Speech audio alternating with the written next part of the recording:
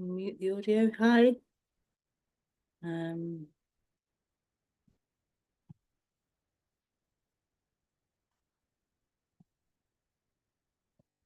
okay, we are live.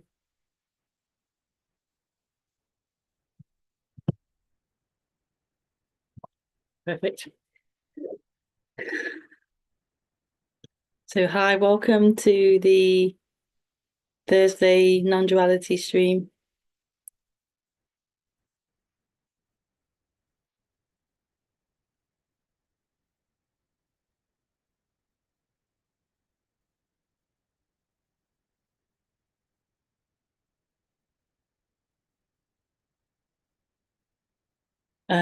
So if you'd like to join the Zoom, you can join. The link for the Zoom is on my Facebook page. And you can join and ask questions through Zoom.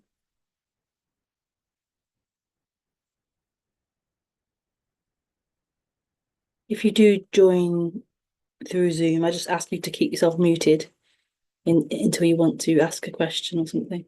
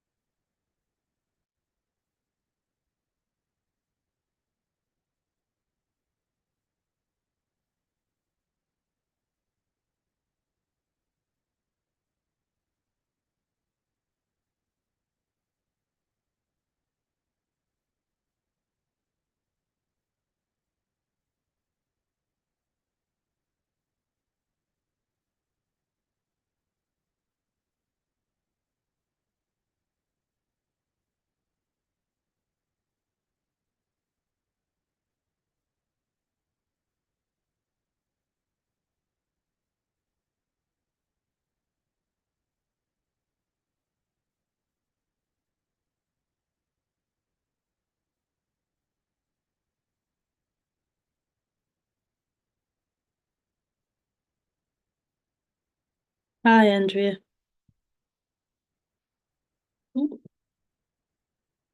Hi, Kayana.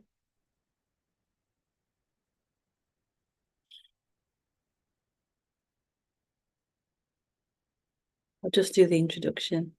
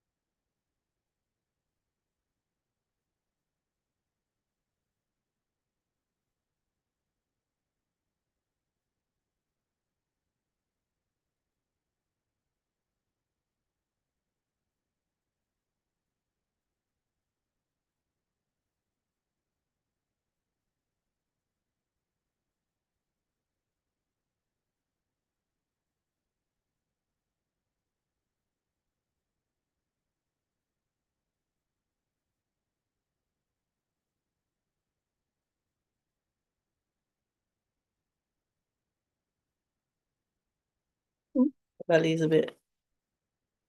I'm just eating some a little bit and full. My belly's digesting.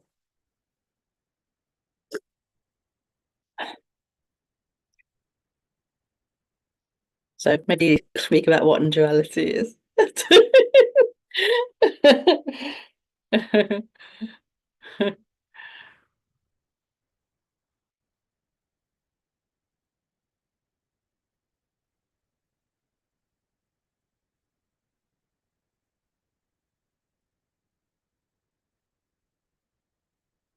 So non-duality is not what we think it is.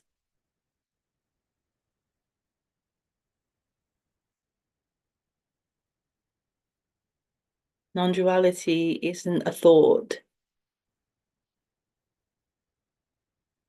Non-duality isn't an idea.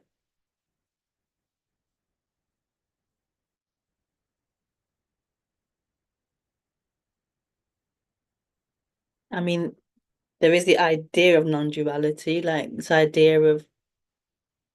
um this idea of separation, the idea of it falling away. So it is an idea, but what non-duality actually is isn't an idea. so in language we communicate through words, through ideas. So there is an idea of non-duality, non-duality the subject, but non-duality isn't actually anything. It isn't the ideas, the words that are spoken. It isn't any of that. And as this awakening happens, there's a clarity on that these words, these sounds don't mean anything.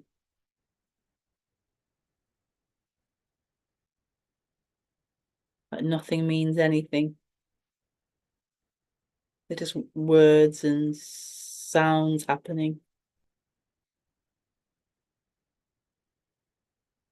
In the same way we hear the train moving past,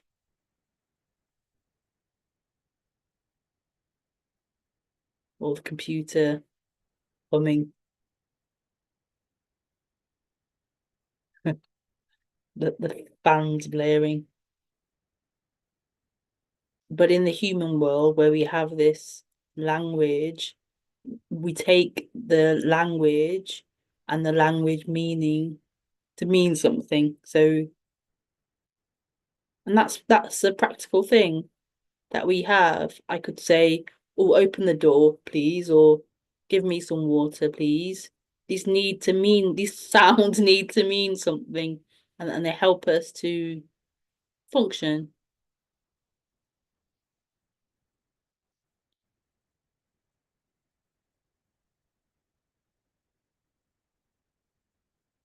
But they don't, apart from our made up meaning, they don't actually mean anything. And so the problem for humans is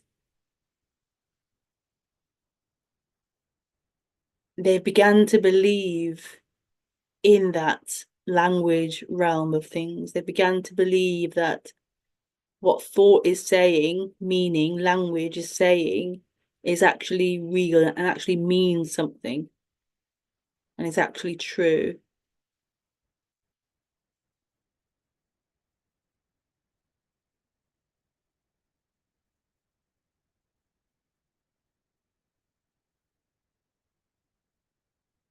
And so the humans got wrapped up in meaning, in language, in thoughts and ideas,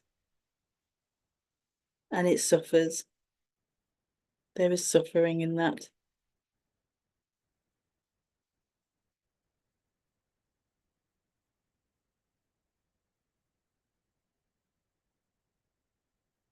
And so, what waking up, awakening, liberation is,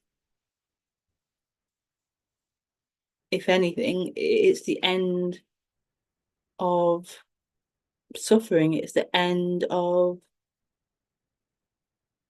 being bound and lost in a dream of meaning and thoughts and concepts.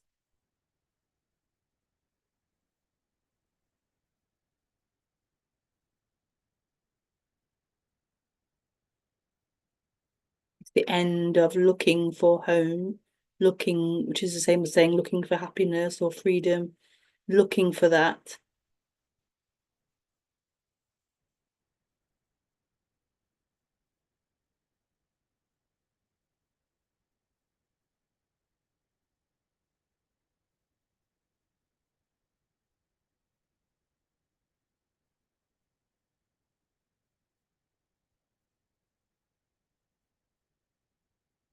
End of looking for that.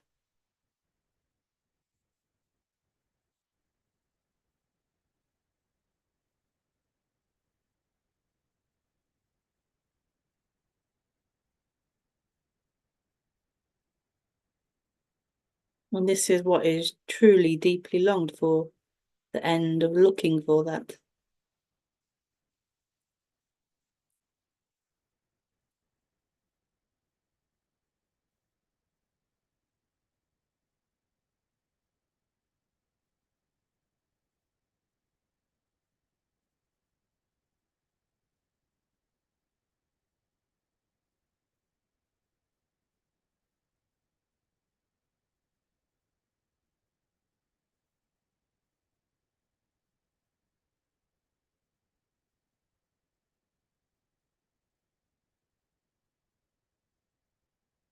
And so this isn't about having an experience, an amazing spiritual experience, or um yeah, or finding, I don't know, like it's not some high pleasurable experience.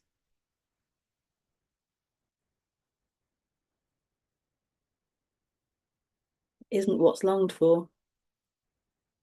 That's the only way the mind can project it, is is to be an experience. So it seeks for an experience. But this isn't about an experience.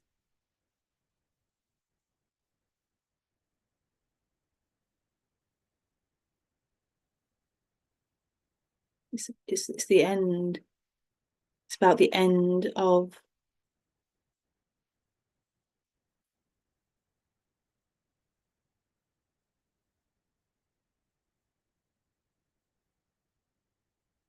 the end of seeking for an experience. It's the end of seeking to find home.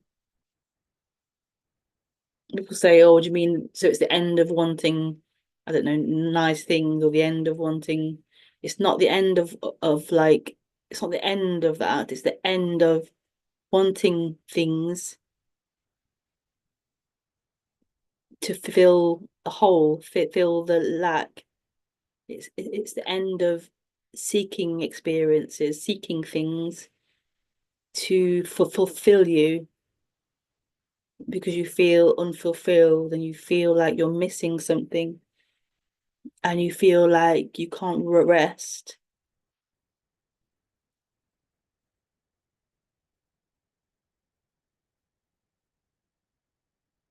You're on this journey.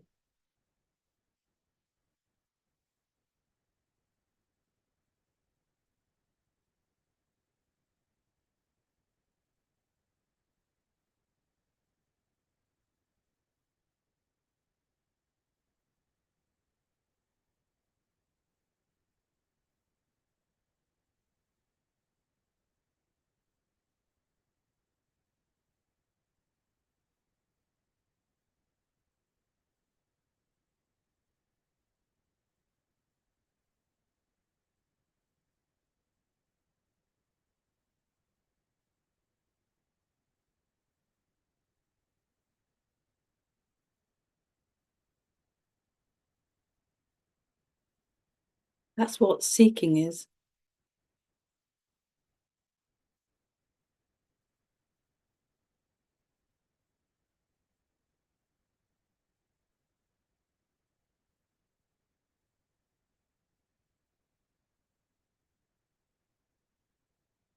this uncomfortability and this looking to find, to fulfill that uncomfortability, that lack.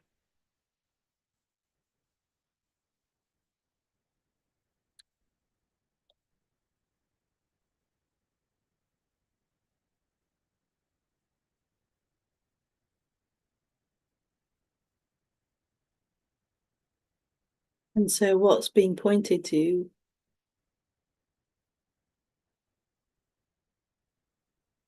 is kind of being pointed to, well, it's being pointed to beyond that seeker, beyond the mind.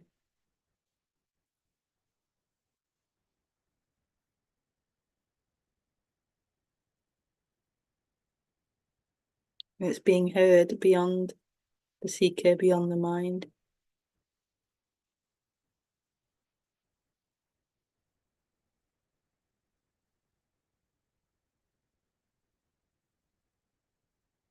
And this is what non-duality is, at least here. It's not communicated through the mind. I mean, the mind's there, the mind's involved, the mind has language and understanding, but ultimately what's being communicated isn't in the words. What's being suggested and pointed to isn't in the words, isn't in meaning.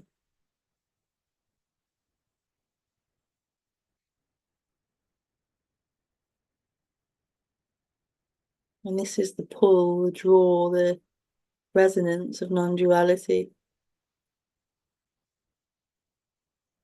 It's not something you can learn intellectually. I mean, you can to a degree. You can learn the concepts and learn the language and understand it mentally, and that can be helpful, but also not helpful. There's some kind of what's the word? Not pleasure, some kind of benefit. I don't know, some kind of pleasure, some kind of usefulness in, or peace, or some kind of relief in having some clarity on this, understanding it. But at the same time, it doesn't really offer relief. It can even be painful as well, having lots of understanding and clarity on this. Because what's being spoken about isn't clarity, isn't understanding.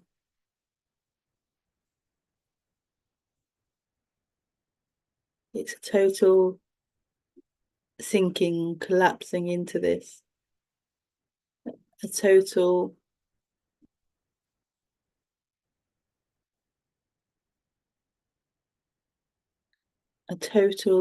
limitless or fullness,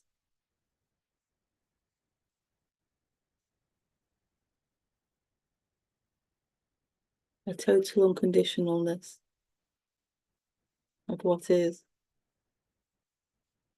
of what's happening.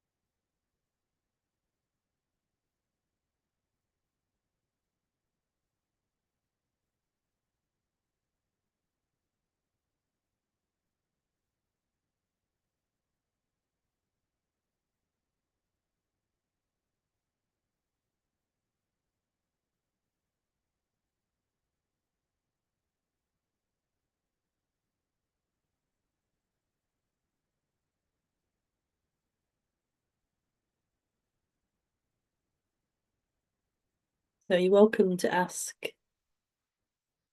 Anything about what's been spoken?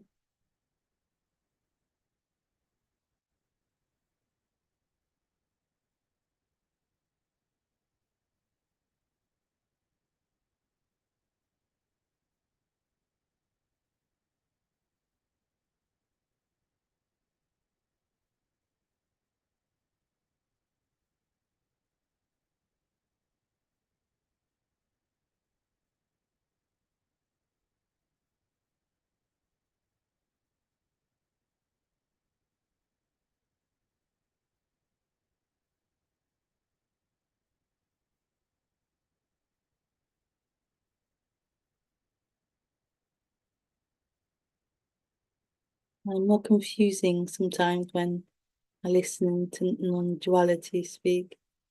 You're more confused, yeah, yeah. That's actually that's actually a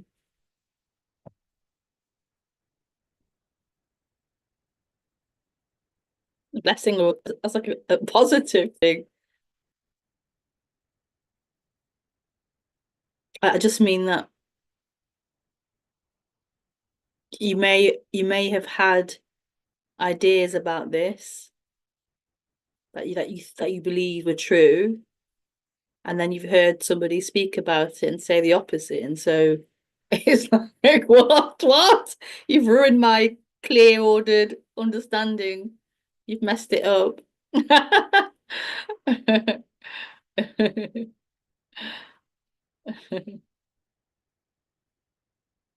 How change from clear to confusion? Yeah, the mind thought it had it, it understood it, and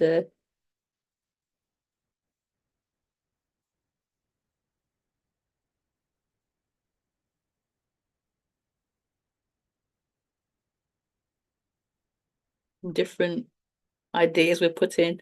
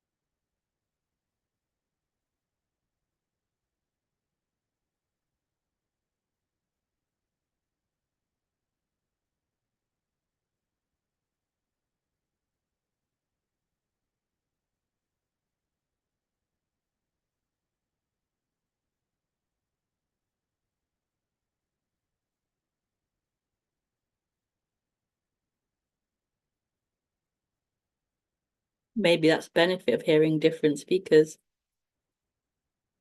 that the mind has to expand. The mind can't hold on to one way or another. It can't hold on to any, it has to be open. Be open.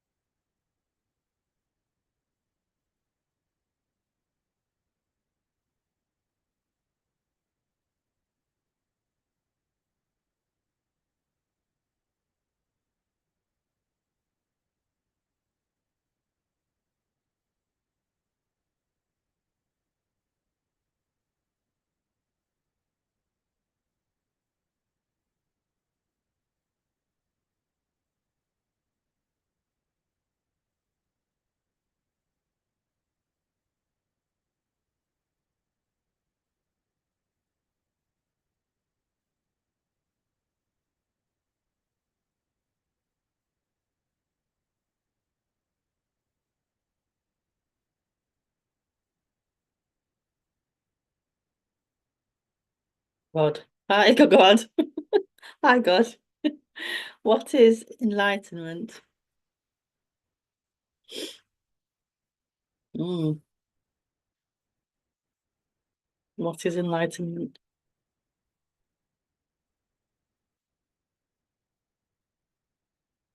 To be honest with you, I don't really know what it is. I mean, obviously I've heard the word.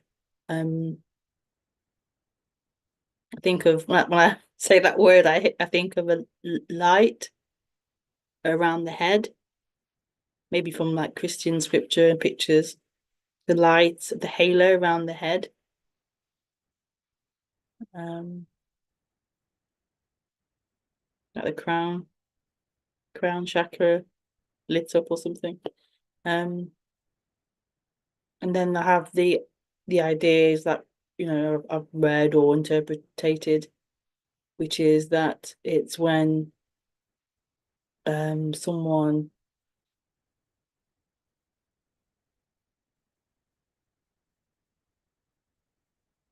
um becomes like they've reached the ultimate, they've reached this the highest peak of the peak, that they're the ultimate high or something. I don't know. These ideas we pick up, I don't know what I thought it was. Um,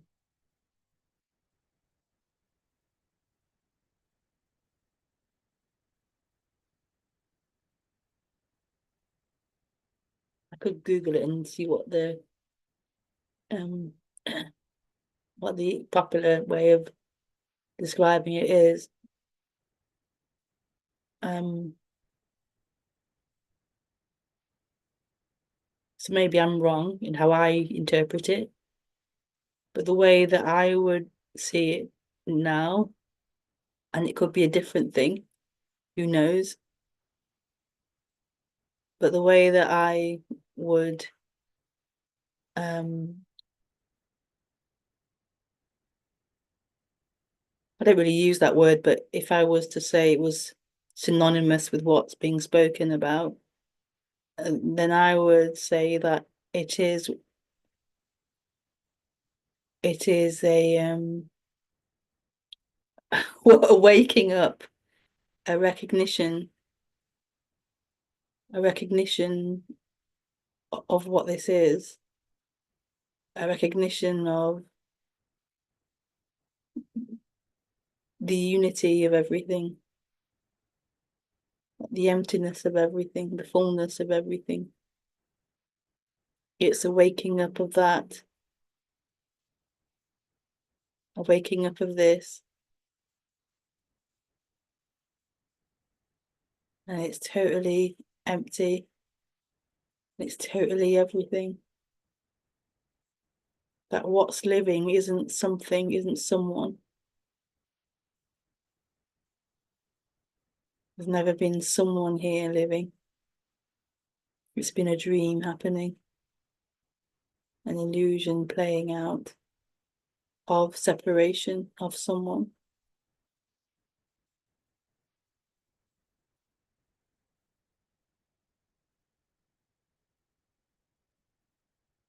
That's how it feels here. It's sort of waking up of that was never asleep. The end of that dream, the end of that sleep.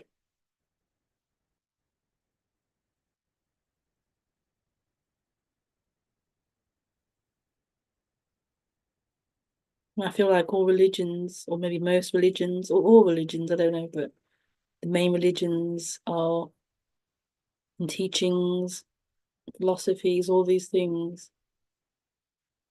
I feel we're speaking about this, are speaking about this, but I just feel like humans with the brain and with separation can only view it through separation, through there being someone separate, and through that experience of separation. And so it creates all these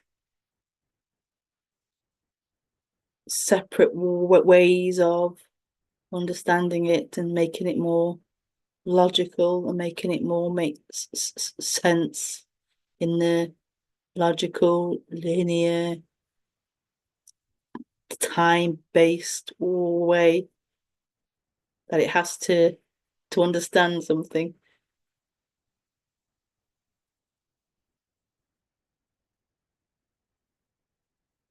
But the heart of what's being spoken about, I believe, in all religions, all philosophies, all stories, is this enlightenment, is this waking up out of that dream of separation,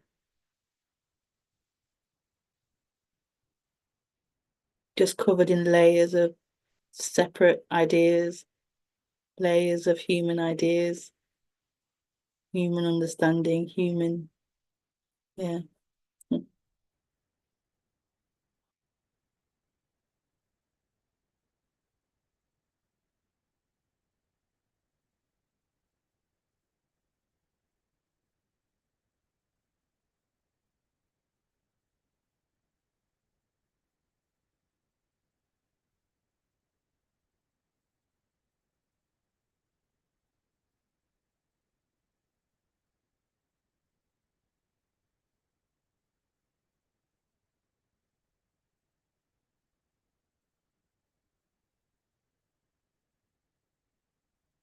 That no matter how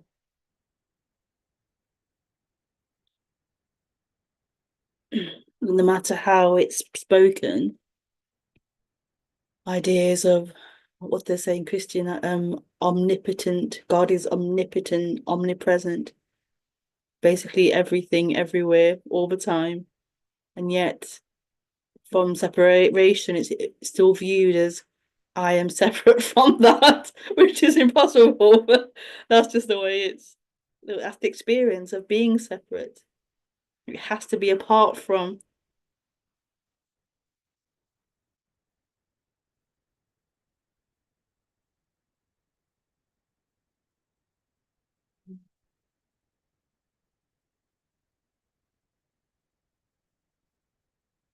So beautiful. And no one is doing that. It's just what seems to happen.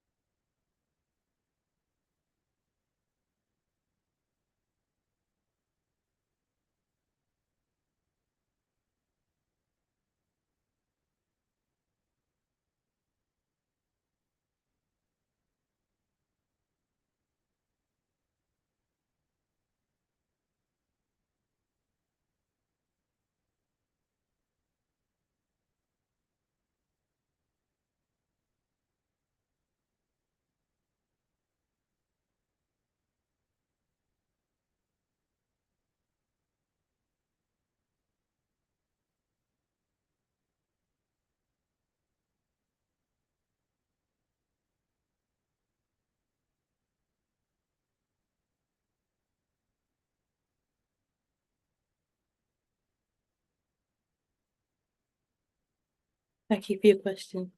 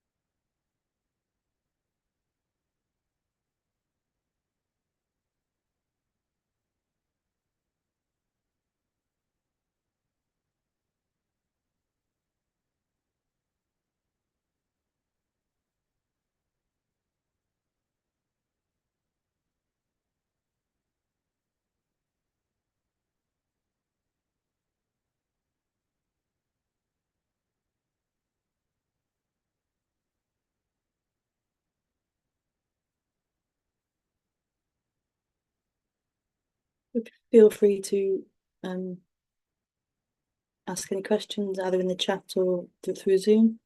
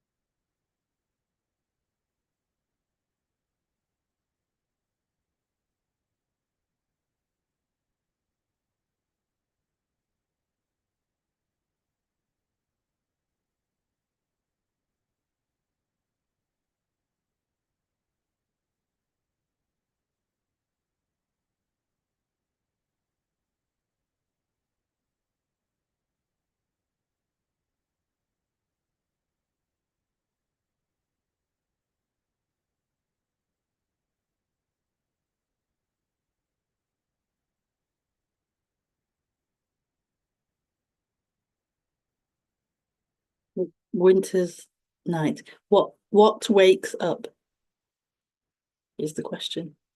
What wakes up?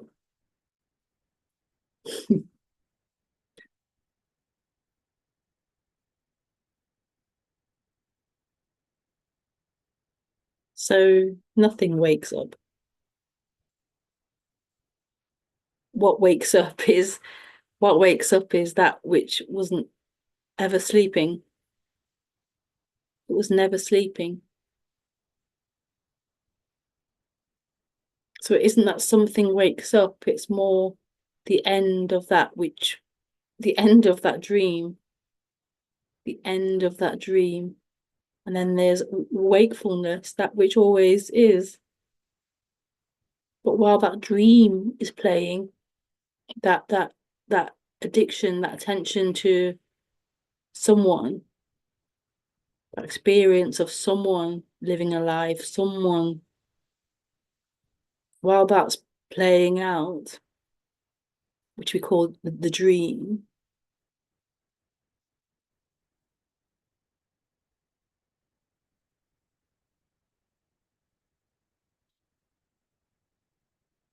it's seeking.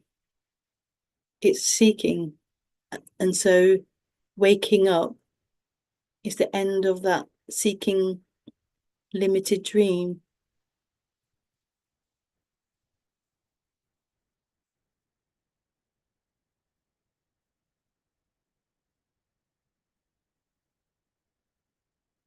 And nothing actually wakes up, but it's the end of a dream. It's because I guess it's called waking up because it's for fresh, it's alive, it is, as opposed to being in time, as opposed to being an abstract imagination. It is, it's fully alive. It's not in time. It's not dreaming. So the illusion that the person has is it first of all is someone and it's going to wake up. And that's not true. On the spiritual path, we often have that idea, and non-duality, the idea that we're gonna wake up, we're gonna awaken.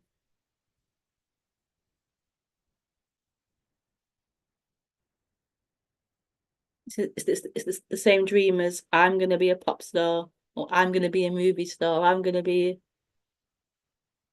a politician or whatever. It's that same pursuit, that same dream. of someone becoming.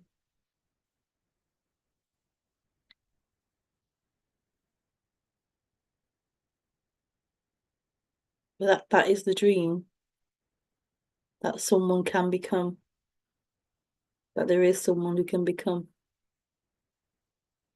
It's a radical waking up.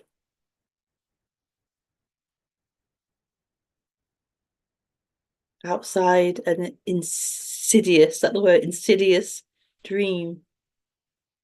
It's probably the wrong word. It sounds right. Insidious. I don't know. This dream of someone that encompasses everything.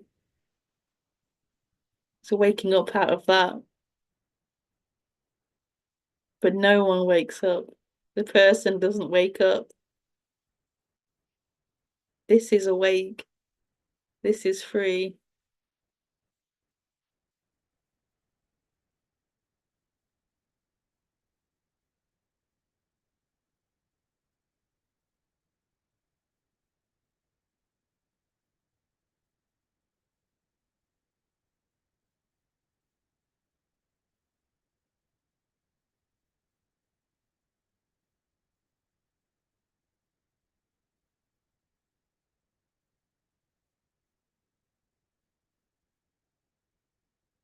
So even while the dream is there, wakefulness is also there.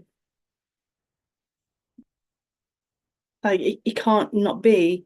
This is, this is, the dream happens as if this isn't, and this is personal and this is limited, but it's not true. It's just only true in that dream experience,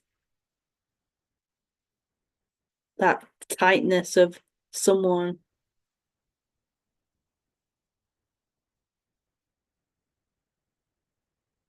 But this is free.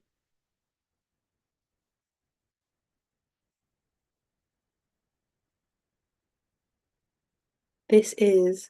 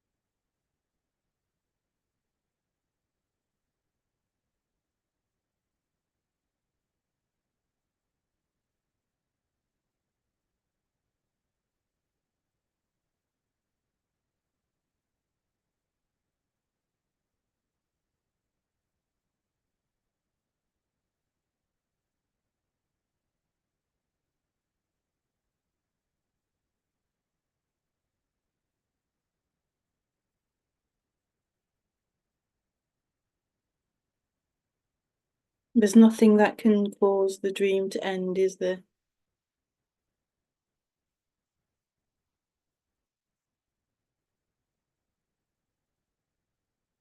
I'm getting put off by Harsha's. Sorry, Harsha. Do you mind not um writing so much in the chat? It's off-putting. Um,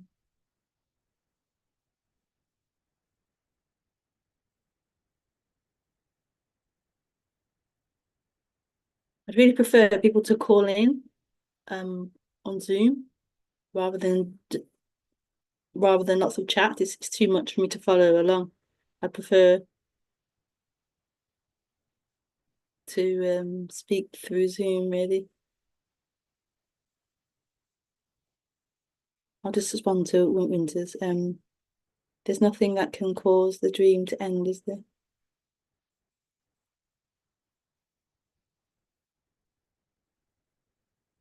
What you mean if you do this, then it will cause the end of that?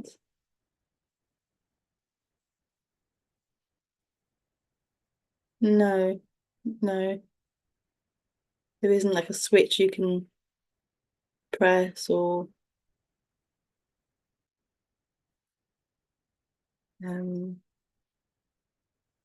hop on one leg or have Reiki for an hour and then, there's nothing I can suggest to end that dream.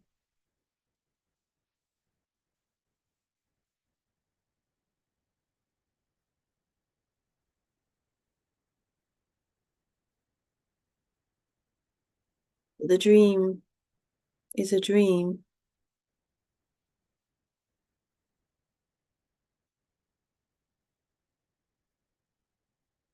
Only to the dreamer does it feel real, and to the dreamer does it feel like, yeah, it's real and it needs to end, and how can I end it, and what can I do, and what shouldn't I do? I mean, while it feels like that dream is real and that dream is happening, and you are someone, while it feels like that's playing out, then there will be seeking. That's just the way it is. It's seeking, it's seeking to find the end of itself. It doesn't know that. It thinks it wants pleasure, it wants experience, but really it's seeking the end,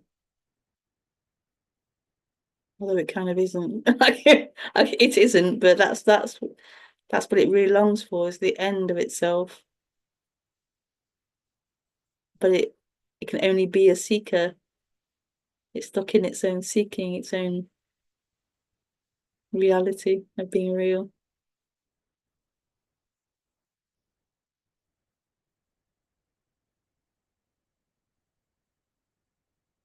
I think non-duality is the best thing to be seeking, to be seeking for home,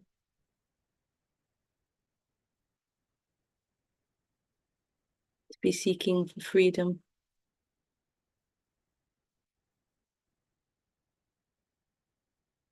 to be seeking for what is.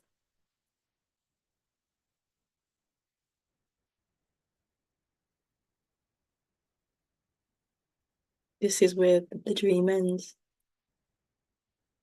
Here, not in time. It ends here.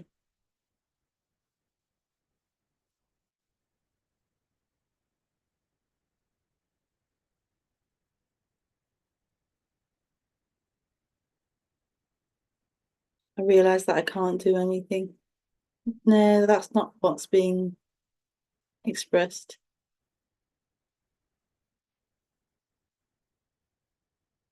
That's why I feel like I don't want to talk on the chat, because I'm not saying that you can't do anything.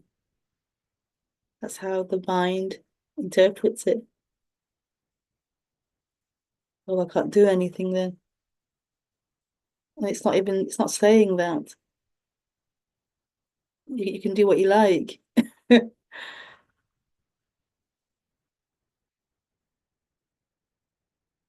Whatever happens, happens.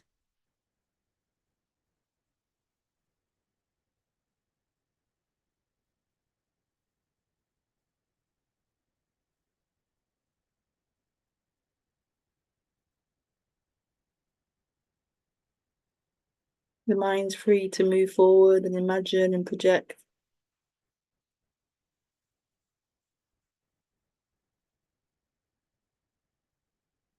saying that I can't do anything.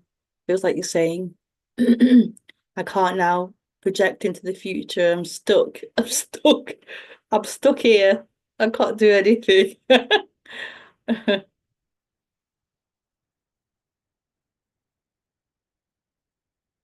The mind can do whatever it does. What's being said here is that this is it. This is what is longed for.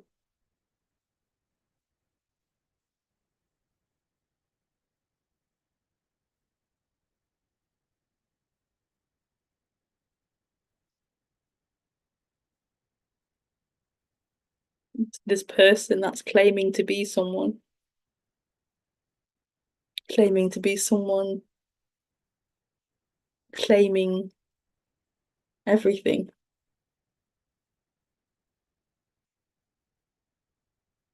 isn't true. It isn't someone. There isn't someone. There is life happening. There is this happening. There are thoughts happening. There are feelings happening.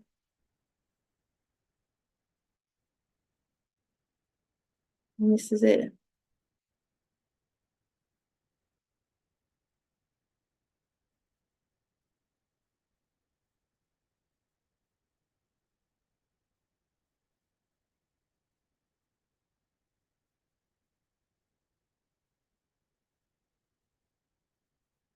Hi, Peter.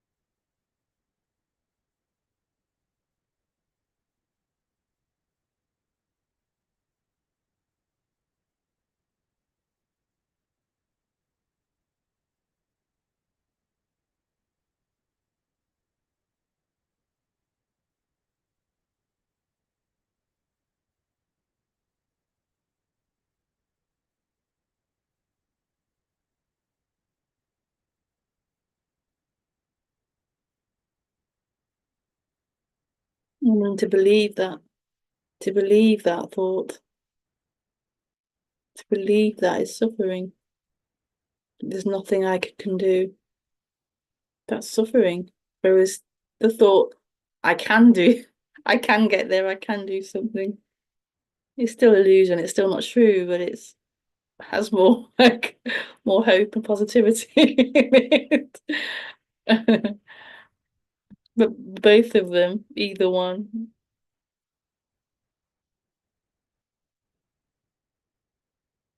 it's such a radical thing to question that one who believes they exist, this sense of someone who can do something or can't do something,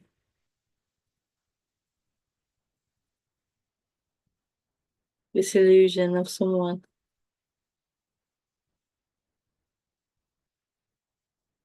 Oh, Hare Krishna.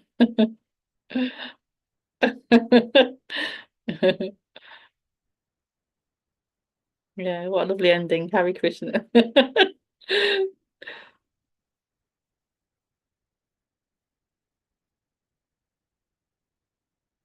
remember chanting that when I was in my probably early 30s, late 20s. I had a Hare Krishna tape that I'd chant.